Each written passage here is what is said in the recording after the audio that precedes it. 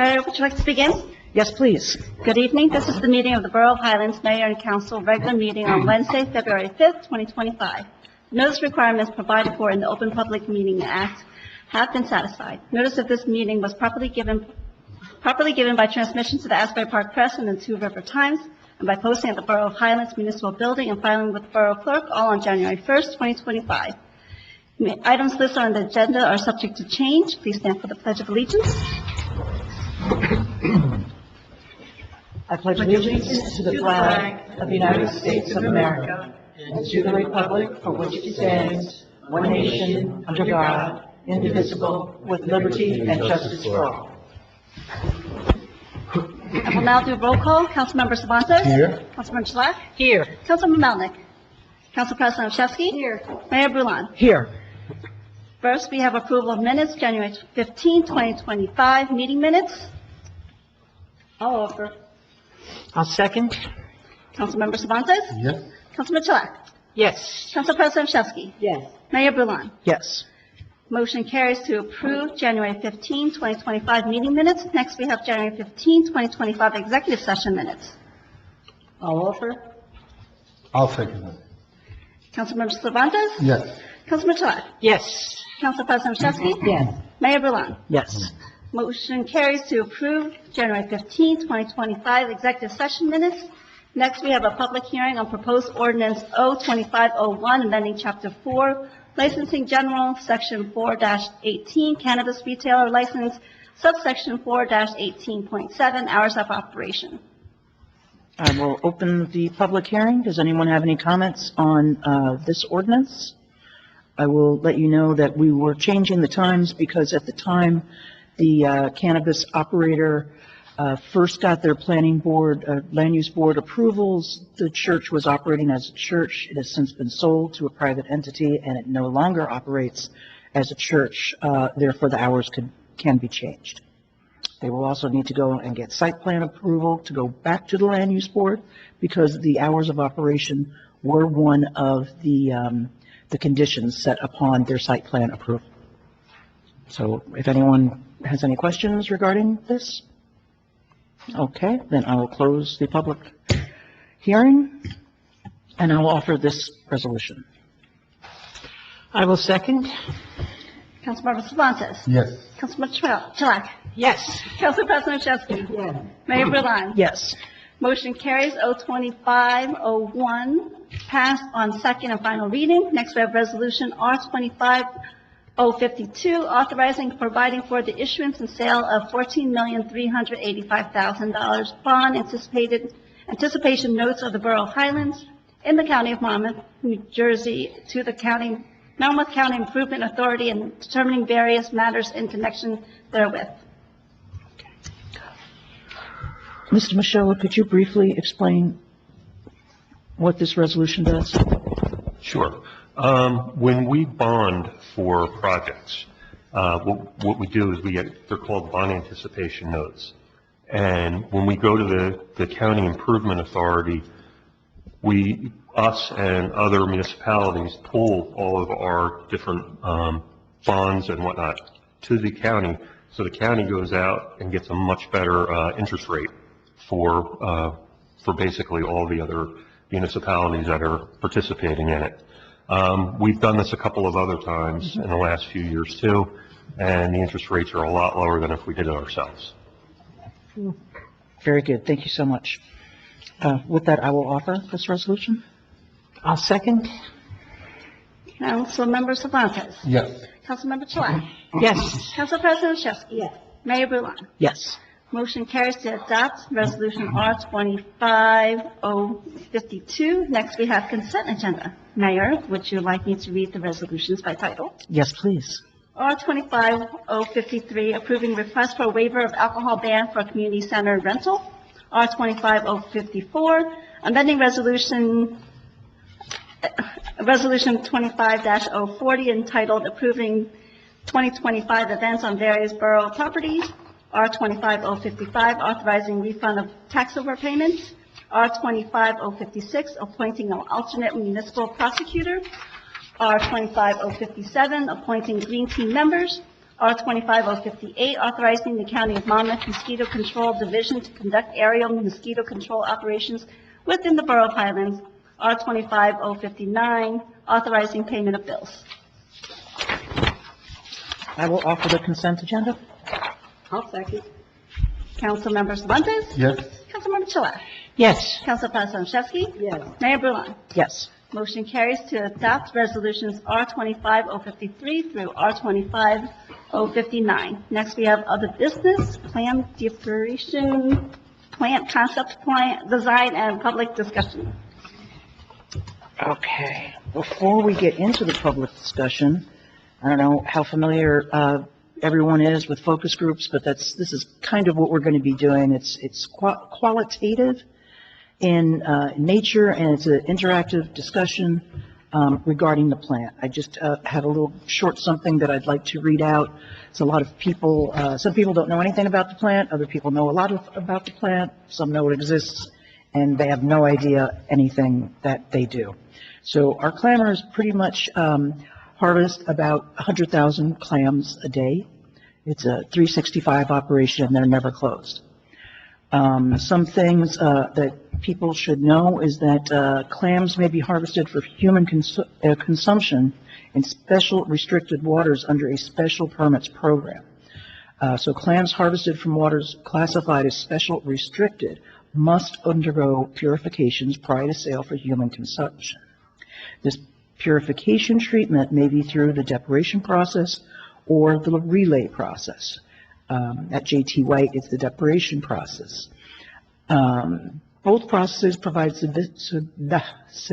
sufficient time for the clams to purge themselves of harmful bacteria and to adhere to their tissue prior to the harvest. Just so that you know, the entire Raritan Bay all the way to Seabright, they are all special restricted. No one can just go onto one of our beaches and clam there and make themselves some linguine like clam sauce, because there's bacteria in those clams, and it takes, I believe it's 96 hours for them to go through the whole process. Just a little bit of history is the clam plant opened back in 1974 with $50,000 of public money won by lobbyists and lobbying efforts of the Baymen's Protective Association. Safety standards for safe consumption of the local Quahog by the mid-1980s closed the facility until James T. White, who was a former mayor.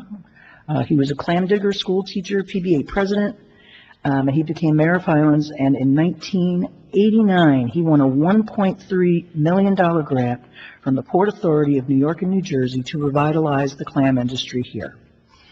The long-term lease agreement between Certified Clam Corporation and the Borough of Highlands has weathered clams, climate change, and town-wide politics, shaping seafood state in New Jersey. The Raritan Bay clammers continue to be resilient, maintaining the Bayshore region's long history of clamming. So why we're here? This Highlands project is looking to expand amenities and provide a unique look at the Jersey Shore clamming decoration industry that continues today. A new perspective of harvesting clams growing in our waters and building respect for the health and resiliency of the shellfish growing waters and our environment. Highlands Borough would utilize a conceptual design, economic and market analysis, feasibility studies, all to formulate a plan for the clam decoration plant's public enhancements. And these include updating the electric, updating the cracks in the foundation, all infrastructure at the clam plant itself, as well as creating an elevated space for the dedicated office space for the plant, as well as an educational center and a maritime exhibit space. And this would all be on site for live demonstrations for visitors, including nautical history of the Bayshore clamming industry and creation of I like to call it the car wash effect of creating it like a glass wall that separates the clammers from the public, so that public could go through and actually see the clams coming off the boats, getting washed down, how the entire decoration process works without interfering with the work that the clammers do. What we're looking to create is a separate, as I said, this separate elevated building that would create a public education programs of how and why shellfish are harvested from local waters for consumption in the context of an active facility, and the regional nautical history of clamming and shellfish.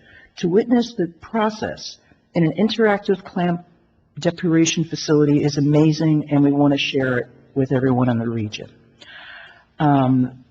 This concept for a maritime museum has been around for quite some time. It's just never had a vehicle to really get it out there.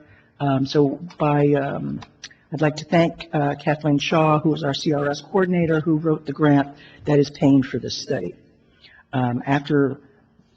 Hopefully, after we successfully conclude this plan, of which public engagement is a portion of it, which is why we're doing this tonight, then we can go out and get an implementation grant, and that we could use both the EDA, which we're doing this planning study with, but also go out for grants with tourism, education, workforce development. There's just so many ways that this educational space can lead to just so much more, and it would really be economic development. We'll get all through it, but I just wanted to give you that that little nugget of information. Some of the partners that we've signed on with our steering committee are the partners that we have over with the scientists over at Sandy Hook, with both the National Park Service, with NOAA, the Sea Grant Consortium, the Littoral Society.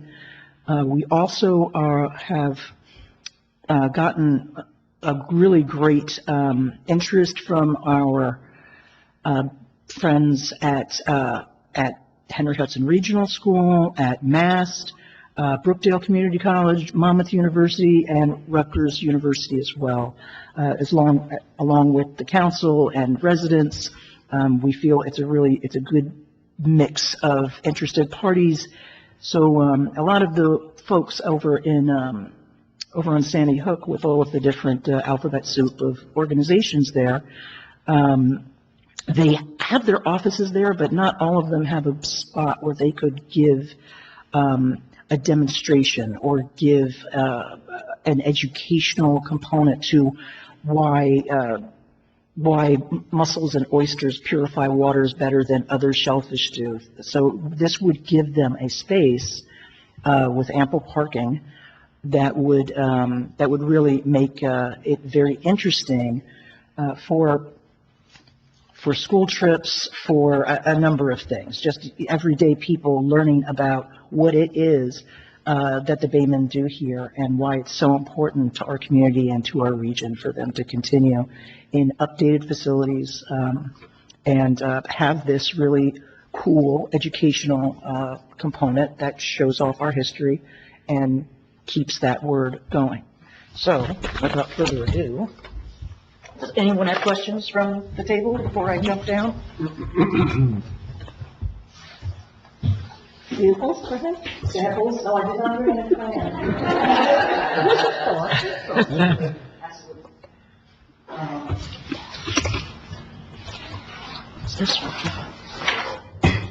So in a former life, I continue to be a focus group moderator in the world of market research. So, you all know who we are. I explained what we're doing. This is going to be recorded and is going to be put up on YouTube for the folks that were afraid of the weather that didn't come tonight, and just for it to always be there. So let's just quickly go around the room, and if you don't have to participate if you don't want to, but just as a question, what was the most memorable interactive experience that you've had in a museum or an educational site? Or can you think of one? Go ahead. For me, it's always history. I always gravitate to the history of wherever I am, and where it started, where it's going through, and I know, I'm a history buff. Okay. I would say it's hands-on, anything hands-on, and everyone learns differently. Anyone else? Go ahead. Definitely educational. Exhibits, I can remember bringing my kids there and asking for a tour of the depuration process. Mm-hmm.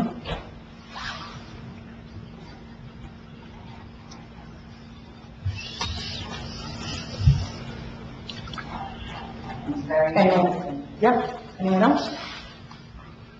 Go ahead. How about relatable experiences? Relatable? Something that you learned about that continues to live.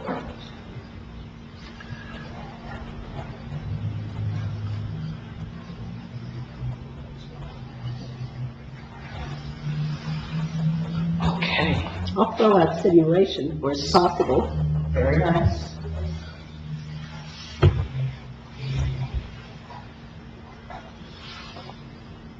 Anyone else? When I thought about this project all along, the thing that comes to my mind is of how many young people there are out there who don't realize where the plants come from and how local they are to where they live. I think there's a big disconnect in that. They think it comes from Disneyland or somewhere, but it comes from Swansea. There you go. Carolyn?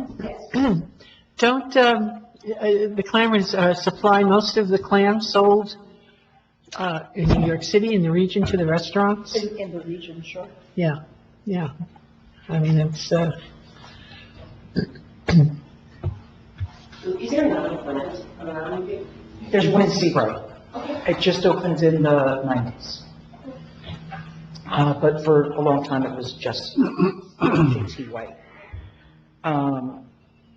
So let me ask you guys, what do you think about museums that combined interactive exhibits with working operations? Have you seen, I'm sorry? Interactive exhibits with working operations. Have you ever come across one?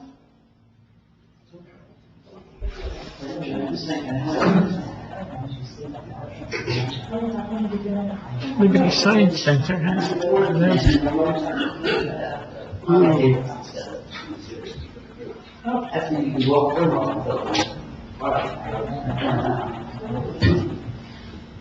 Harley Davidson, okay.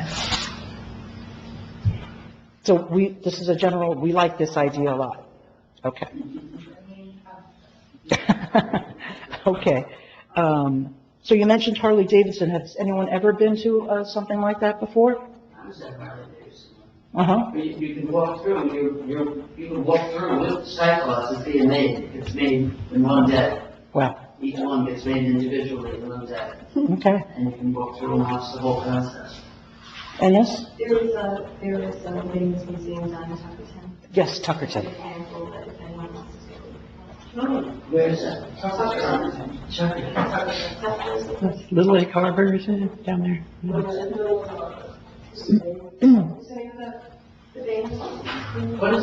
The famous museum. Oh, okay, I haven't shown you that. Okay.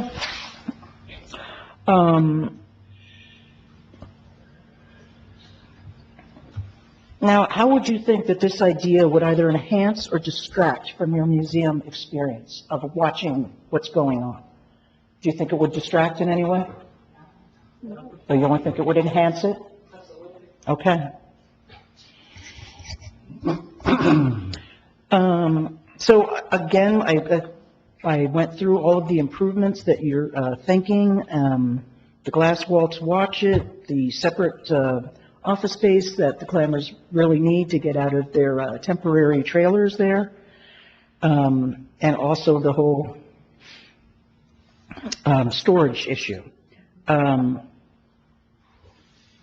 So what about that type of an exhibit would make it interesting or educational for you? What is your thought? What about it? I like when you were talking about the black, being able to look down and seeing everything happen. I keep thinking of a car wash. Yep. But that's what I was thinking.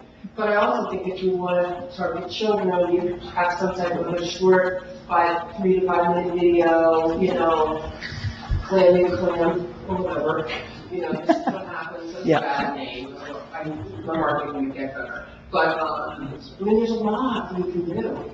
Yeah, one thing that we mentioned on our, we had a Teams call before this that I was gathering ideas from the steering committee. And one thing that I mentioned that the principal over at Henry Hudson just jumped on because they've got a really great AV department there. And so I said to the principal, it would be great if we can get the AV club to do that sort of video that's on a loop of showing the clammers grabbing the crates and coming off the boat and then going through each stage of the process and then putting it all together. He loved the idea. The arts department is already getting crazy because they want to go do something, but it's really cold outside. So I said, well, you can wait till spring. But so things like that are things that we're trying to make sure that everybody's involved. And everybody brings something completely different to the table. Like I was saying about the mussels and the oysters, most people don't realize that they all hear about the oyster beds, but people don't realize that mussels also purify the water to a great extent. And I only saw it because I went to their offices at the Sea Grant Consortium, but they have this fish tank that they fill with seawater, and then they dump a couple of dozen mussels in there, and within a half an hour, it's clear. Which it's a very interesting thing, but they can only show it to maybe 6 people at a time. If there was a room this size, they'd be able to cater to entire classrooms of people, hopefully of our local regional people that want to come and see the process and really learn what's going on and know that the clams just don't come from Musty Lobster. They are harvested by these very hardworking individuals that are bringing them to their tables. Another cool thing might be to have like little vignettes or little mini interviews with clammers that could be up, that you could turn on and listen. I had a chance to sit down for an hour one night I didn't know he'd been a clammer. I'd gone to a meeting at the Patak, something else. And he was such an interesting man, and we were pretty much the same age. We were talking about our experiences through life. And I said, are you retired? What did you do? And he said, I was a clammer.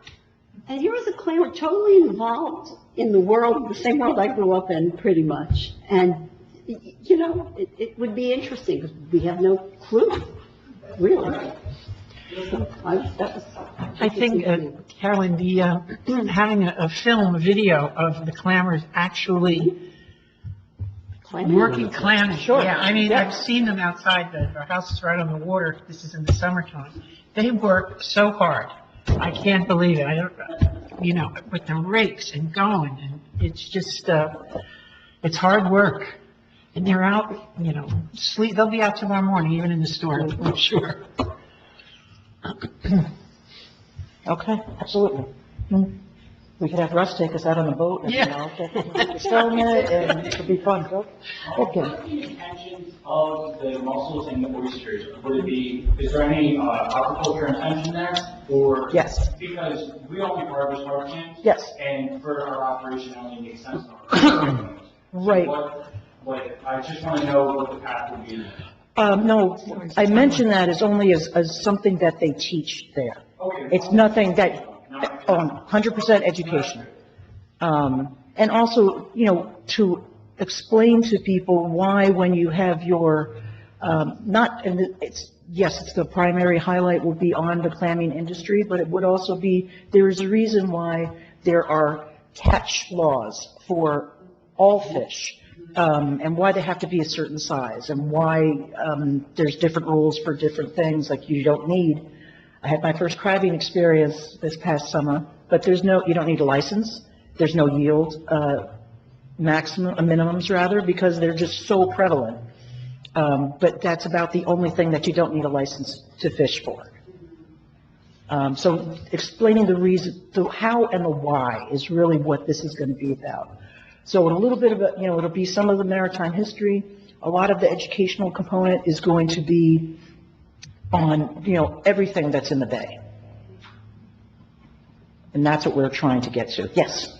So just down on the workforce development aspect of it also. So this is an industry where people are making a living and it's contributing to the economy. Something like this, of course, has really been kids at the high school, they might be introduced to careers. Things like this have also been bring traffic into town. Of course. Bring traffic to the restaurants, which is really nice. Yes, definitely. And where it's located, it's not too far from the trail as well, so. Good point. And yes, the trail from Atlantic, absolutely.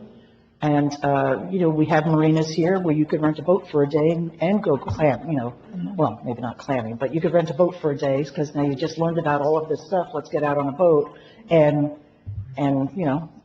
go to look at the waters. And yes, for the workforce, absolutely. I'm a big proponent. I'm a big proponent of education. However, I'm not a huge proponent of everyone needs to go to college. And this is just another outlet for people to have a good, hardworking job that is benefiting the community. And people need to know that there's space for that. Go ahead. I think this is a really cool idea. I'm a little bit confused about the educational component. I was wondering if you could say a little bit more about how the museum would be explaining the process and maybe more importantly, the need for declaration. Well, that's what we have here with this, I don't know if you can see it from there. Nancy, can you make that bigger? Oh, we have a handout that's over at the entrance over there. But it's, just showing how many hours it takes in the process to go through each step. Yes, and I understand that. It's more about the fact that one of the only places in the state where clams need to be decorated is the Raritan Bay. Yes. So there are other places in the state where clams don't need to be decorated because the water doesn't have the brackish, yeah. Doesn't have bacteria in the necessary reason why you're decorating. So I want to know how the education will be crafted so that people want to be encouraged to buy clams and not get pushed away from wanting to buy clams. Okay. What I'm saying, we are really at a concept stage at this point in time because we're just doing the study of here's an idea, let's flesh it out with members of the community, and let's see what we could possibly have looking forward into the future. We don't have an itinerary of what all the classes would be. I'm just trying to throw out some ideas and hope you bring some ideas back to us so that we can incorporate it. Yes. I definitely just Go ahead. want to say that I think I'm a big supporter of this idea. I think more people should be eating Raritan Bay clams for sure. Absolutely. But also keeping in mind that sometimes when you pull the veil away from how food is produced across all industries, sometimes people inadvertently sometimes. It's a turnoff, you're saying? Sometimes Yeah. it can be a turnoff. Okay. And I wouldn't want to jeopardize the Baymen and their industry by inviting people in that who might not understand or get the wrong impression. Okay. Go ahead. Possibly work with the Department of Water Monitoring to work with that toxicology Yes. problem, to better explain the toxicology levels in the bay, because the toxicology levels are not high enough to where we can't retard. If the bay had a sewer spill like the bay did this past year, they would shut the bay down, they would shut the plant down, if the intake had any toxicology levels. The bay's tested every single day, the plant water is tested multiple times every single day. And I also, there was one more thing. It might come back. So a science component. Yes. Absolutely, with the Department of Water. Excellent. Right, that's what I just put in to explain how the Department of Fisheries and Water Monitoring works, yeah. I'd like to add something really quick. Sure.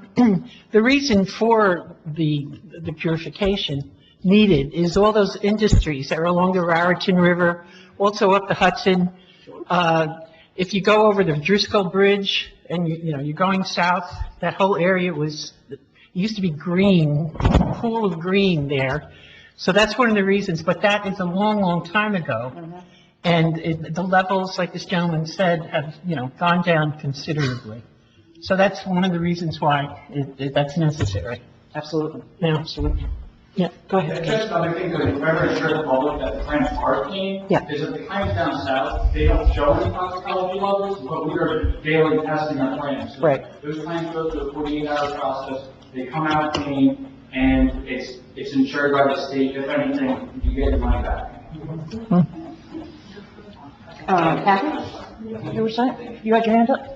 I just wanted to reinforce that, I've been involved with this process, back in the 90s when the Port Authority and the county and all and everybody was doing enhancements there. As partners that have been involved all these years with, DEP and water monitoring, it's a fabulous process and it's got a lot of accountability. The thing is, nobody knows that. I think it just needs to be started for what it is. It's New Jersey, it's our heritage, we've done it right, and there's a lot of good things to be said about it. And I also think it will set a tone like no other project I've seen before about more respect for our waterways. Yes. Like, what Good goes point. in goes other places. And I think just by an honest with that, they will understand, we don't throw stuff in the water, we don't do bad things. So I think it's got, education, lessons learned automatically inside of it that are very positive. I hear you worry that you don't want to be negative, that Right, well, the whole thing is that you need to have all of this detail to explain it properly, but you need to make it digestible and understandable at the same time, and not have it go over somebody's head and it's like, that's too much science, I don't get it. So just to say, what they're tested every day, you don't need to go into the science of what exactly they're testing for, or, how many microns per whatever. That you could really get lost in it. But you could have a QR if somebody Oh, was really like, I need to know. Absolutely, it's the beauty of the QR code. The other thing I wanted to add is that the average person, people that go in restaurants, the tourists or whatever, they want to eat clams. They're not thinking, in that water it's shed in there, So the average person doesn't know, and we actually, through the Highlands visitor guide, we have a little page in the back that explains, and actually it's almost like a bragging thing, like our clams kind of thing. So people aren't thinking, and this way we So this leads right into, how do we make the process both engaging and educational at the same time for all of the visitors? I just want to add part of the educational factor. I would love to, for one thing, commemorate Jimmy T. White, because he was the one who brought this initially. He's a great man. I heard about him from his son Billy and from the ABCs of Highlands, the book, where W is for white. And I just want to thank, what's your name? it wasn't me alone. You and many others, my family is the original member at JT White, and that we stand on the shoulders of giants. That there's many that have come before us, and there's a lot to learn from them, and a lot that we can do more for the future and for the people coming after us. Absolutely, absolutely agree, 100%. Yes, Marianne? I think Kathy's absolutely right. The idea of accenting that we're purifying plants, I think it's a good thing. We're coming into a time where people are going to be more conscious of their food and more conscious of their Yeah, Absolutely. That's a good point, yeah. Bigger emphasis on that, it appears. In the future. So I think that's going to be a real asset to show the educational aspects of it. I think we're going to put in the health value of eating seafood. How do you even have recipes there? Yeah. They're going to be some people that are going to be going through, they're going to be bored with the process. They might like to know what you do with clams if you can find and eat them at home. Everybody doesn't want to eat them raw, but there are lots of different recipes, and people might like to see that. How long you could But I keep think the them? health aspects of eating seafood of any kind is, should be. This is local. Absolutely, yeah. We're purifying all the better. I think that's a great thing. Yeah, absolutely. Sorry? No, I agree with you, you know.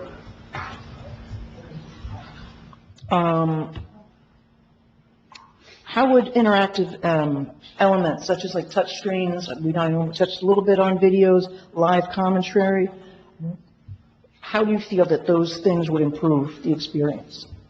All of the above, only some of them? Everything, yeah. I suppose we could have, I mean, I don't know how we could do it, but I learned how to plan up in Cutting Oak Island, and when you had to swim in this little pond, and you had to look for the two holes, and you stuck your hand in there, and that's how I would play. So, yeah, we could tell them, I mean, it would be cool, it seems so far.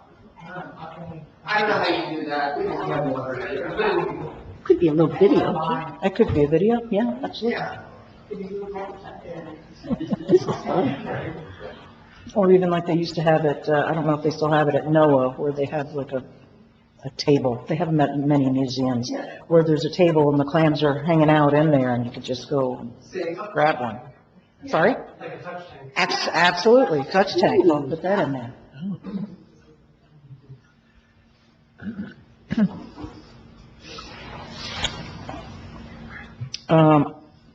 I know we just finished about health benefits, but it's like how also can we highlight the environmental and health benefits of declaration process?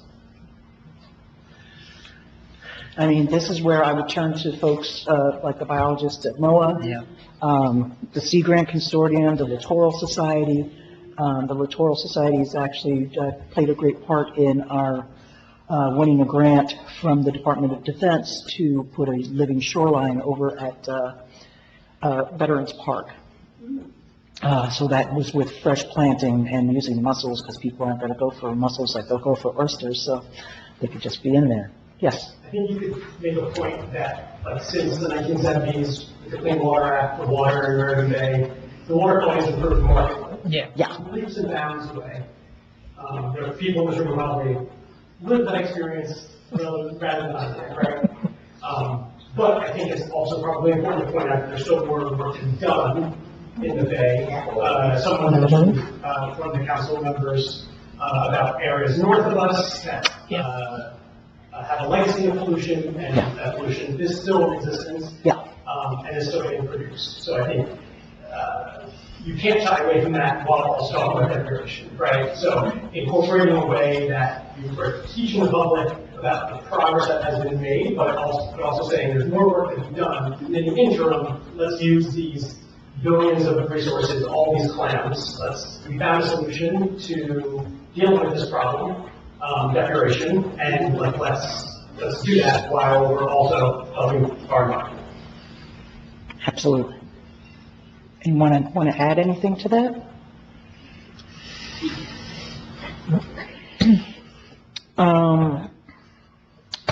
Should the exhibit connect to broader maritime topics such as you mentioned aquaculture and coastal ecosystems?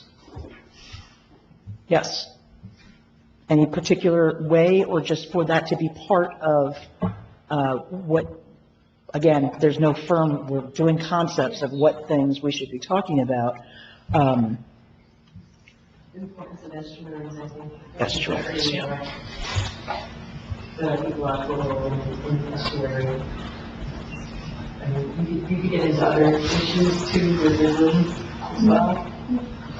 It just depends on how big the facilities. Clams need other things besides humans, right? They need striped bass and crabs. Right. And snails, other fish that people like to go fishing for. Right. There's those creepy eels that are on the other side of it. So I think we can talk about how clams are humans and there's other animals. As well, right. Could there be a website as well? Oh, yes, that's in my, that's okay. No, we can jump ahead, that's totally fine. But, right now, the clam plant doesn't operate a website, but we can certainly dedicate a page to them on the borough's website. and give a little bit of the history that I read out before, and, 100,000 clams a day, it's a number that grabs you. I should get some yearly totals, but we could ask Mike to work on that with me. Go ahead. I also think when I think exhibits, all the years of reading about the Bayshore region, from like South Amboy down, which crosses over the Middlesex County and North County, the heritage, I don't know if I'm saying the right Indian, but the Lenape, I mean, it was an economic driver. Yeah. I mean, years ago, still an economic driver, and I think that's a remarkable thing, because when you think of all the things in our lifetime that have either become obsolete or they're not here, I think looking at the perspective of the history of it, and there's linkage with, I know that the Keyport Historical Society has a huge exhibit. Oysters was a big part of their heritage with the Lenape there, but there's just so much linkage that's very interesting, and I think the common denominator is it's an economic driver, still is. Very few things like that. Absolutely. And it should be celebrated and highlighted and commemorated. All of those things. How do you feel about us partnering with the folks out on Sandy Hook? About all of these, some people have no idea what they are. Nobody knows what no, I shouldn't say nobody. A great deal of people have no idea what the Sea Consortium does. All of the many things that NOAA does, and the Sea Grant. I think that's a really good idea. Absolutely. You can advertise on their website, you can advertise on our website, it's inevitable. Absolutely.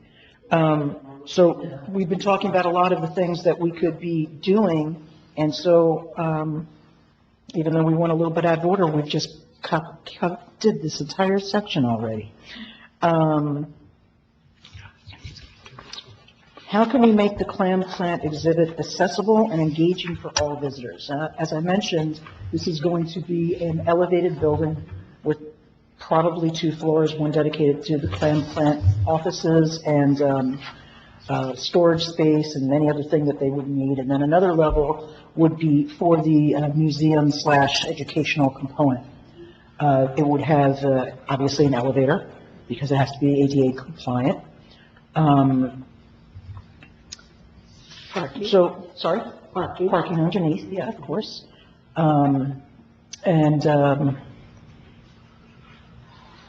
So the questions, let me see. How should it cater to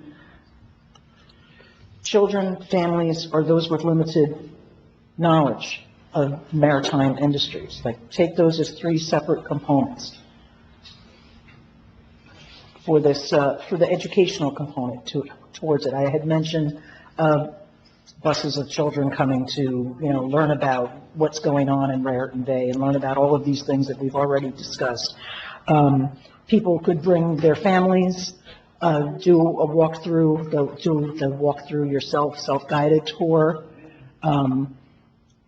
And those with the limited or poor knowledge, and we go back to our QR codes have a short display that would have the just get to the punchline, and then we could have the QR code of somebody that really wants to dive into it, then they can get more information there, and that would likely just hit right to the website that we'll create for the clam plant.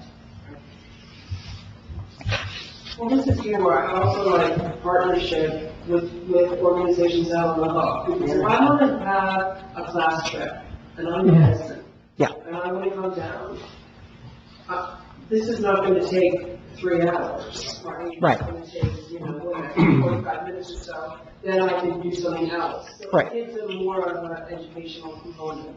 Yeah. And then they can go to a restaurant and search for it. Absolutely.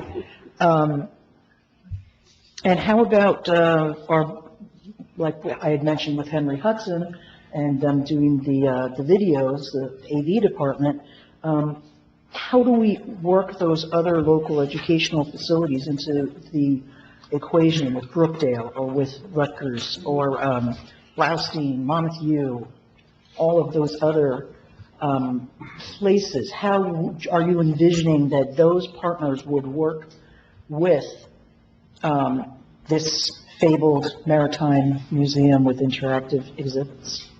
Well, you know, it's integrated into the curriculum. So that, I'm sure moms would as well. That would drive that, people out here to see it. We could, I've never seen it, so. It's really cool.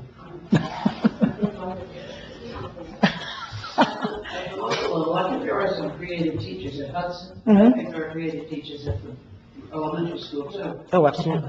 The history teacher at Henry Hudson just had the kids build a trench because they were studying trench warfare in World War II. Oh, wow. And the kids built their own trench. But I'm sure that there's something they can build there for planning or just to establish it. For art, they can do something in art for it. Certainly the English classes can do research or essays on it. Oh, absolutely. And history, There's always of course. history that they do on it. Absolutely. Go ahead.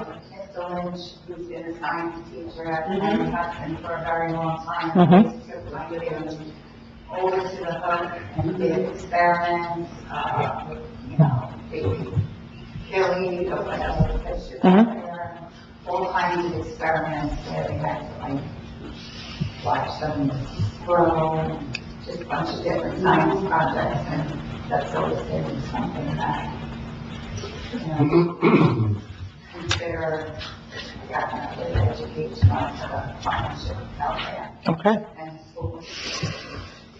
We talk about building heritage tourism Yes. on the road, and am I skipping ahead? No, go right ahead. So we talk about walking tours and integrating, so we could have walking tours, but this could be, and then, you know, you've seen everything, now end up here, and then come to a restaurant.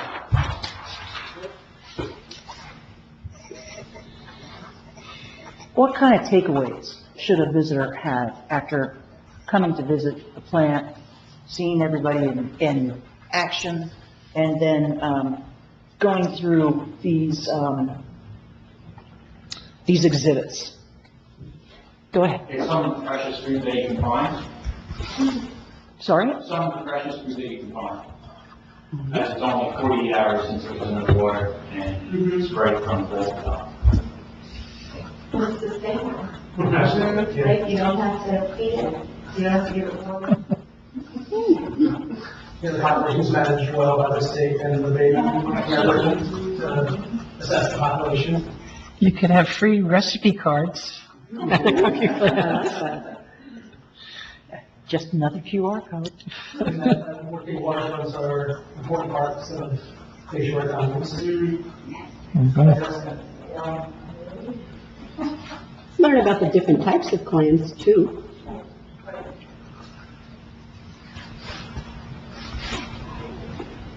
Okay. Any others?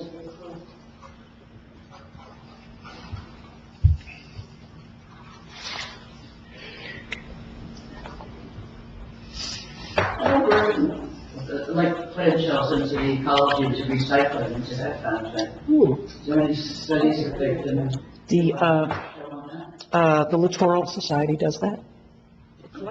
I know they have one at Bars, and I think they also have one at Lusty Lobster. So they're the bins of the shells, and they collect them, and then they lay them all out and they bleach them. That would be that's a great idea. I'm not sure if it's that's a great idea. That's a great idea because you could have a public drop-off where people who maybe buy clams at the supermarket, finish them, send them home in the waste bin, could bring them to a dedicated dumpster at the museum, and the local society would come pick them up, and they could cure them, and then they could use for restoration purposes.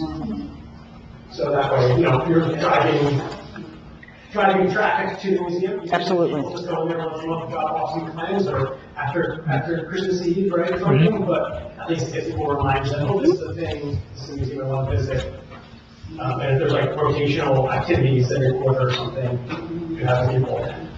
Absolutely. And that activity really has nothing to do with the food of the clams, but, on Long Beach Island, every Christmas, they have a tree, a Christmas tree, and people paint on plant shells. Yeah. And then their names are all red, and then the shells go back into the ocean. And it's really, really special. And the paint doesn't, No, I I guess not. Maybe it's not My permanent. kids do it in washable markers, so as soon as it rains, they're, thing, but that's okay.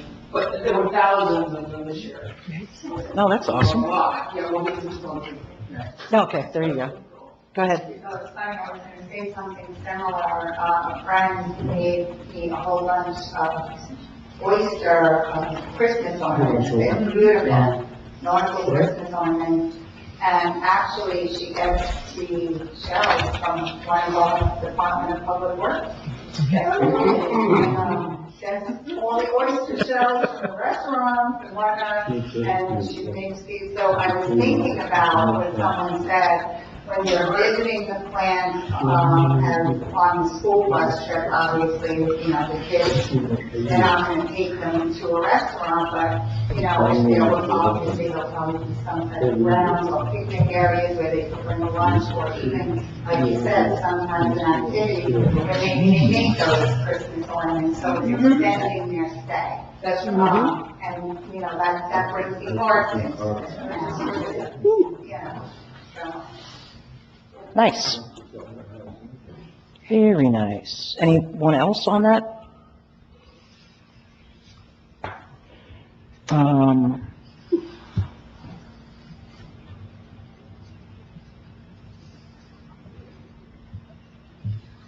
I think, unless anyone has anything else to add, we have wrapped this up in record speed time. So we've got a lot of good ideas. I will be, Megan's with our planning office. She's going to share her notes, I'm going to share my notes, I'm going to write up a little qualitative summary of the fun that we had this evening, and we will be sharing that on our website. And as soon as we get, we have until April 18th to finish the plan and get it off to the New Jersey Economic Development Authority. That's who we received our grant from. And as soon as we send that off to them, we will make that public as well, so everyone can go through it. And then we can start thinking about who we can go after in the future to help make this really amazing idea into a reality. So I want to thank you all, and we'll go back to the meeting. Sure, right ahead. Go right ahead. I was sharing with my friends over here about the importance of those museums that are nothing but information. Carla has been with me to Mexico. Mexico City is the city with most museums in the world. About 20 million people visit Mexico City a year.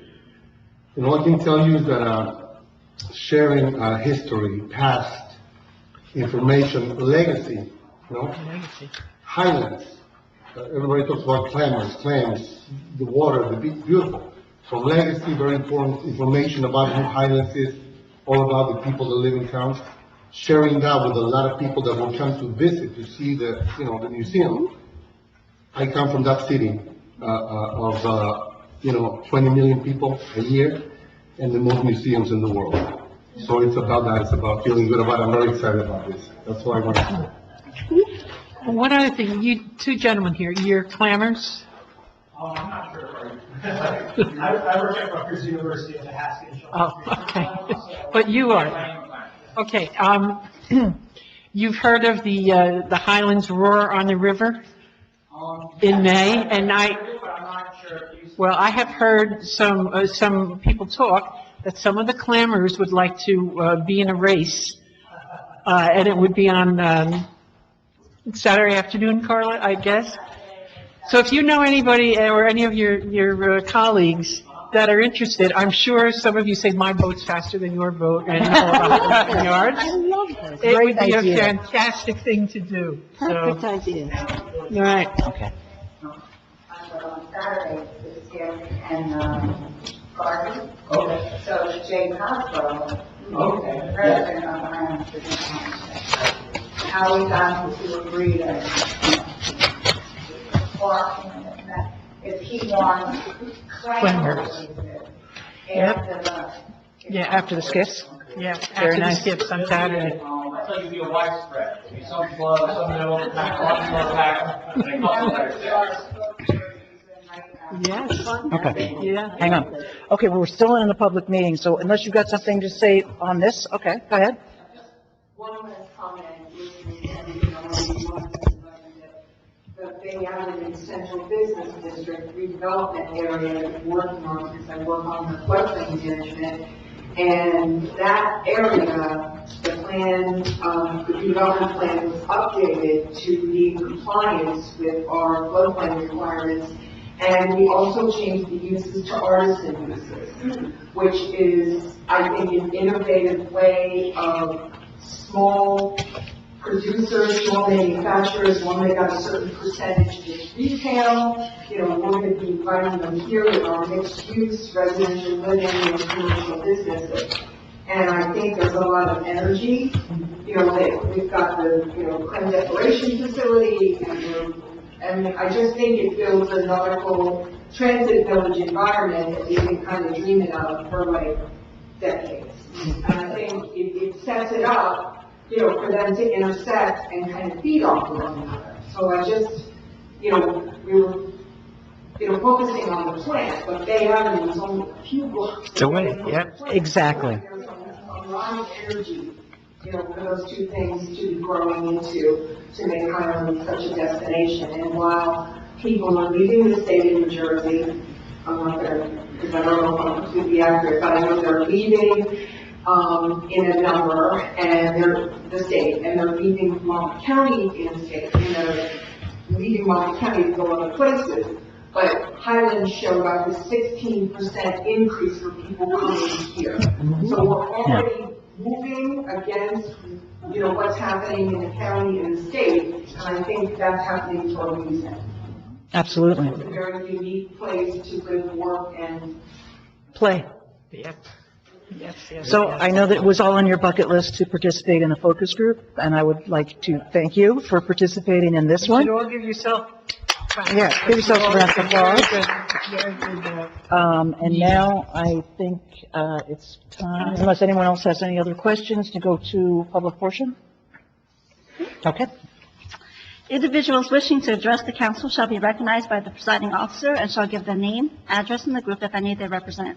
Although the council encourages public participation, it reserves the right, through its presiding officer, to terminate remarks to and/or by any individual not in keeping with the conduct of a proper and efficient meeting. If any individual refuses to conduct themselves in a proper manner, they will be removed from the meeting.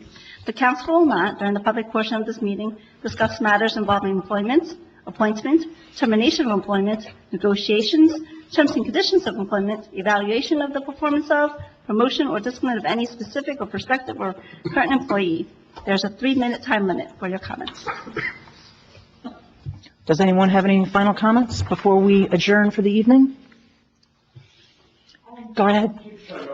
Absolutely, if you could just put your name and address for the record. I'm Caleb Dean, I live at 724 Main Street, Belford. I just want to say that with the educational, with the museum, with everything, let's try and, at best, work with the manager, Kevin Kirk, at the plant, how they think, how even Kevin Kirk or possibly propose it to the Bayment at a Bayment meeting before April 18th. Sure. To decide, just where the building placement would be, to navigate trucks in and out easily. I know Dave Baker's, his property of the bungalows, they all park there in the summer. I don't know what time frame or whatnot that would be, because I know it could overlap and be an inconvenience for the planners and for the building being corrected by the beginning. But Absolutely. Absolutely. This, like I said, this is just planning stage. So it's not, we are very far away from any shovel-setting grounds. But definitely, yes. You got it.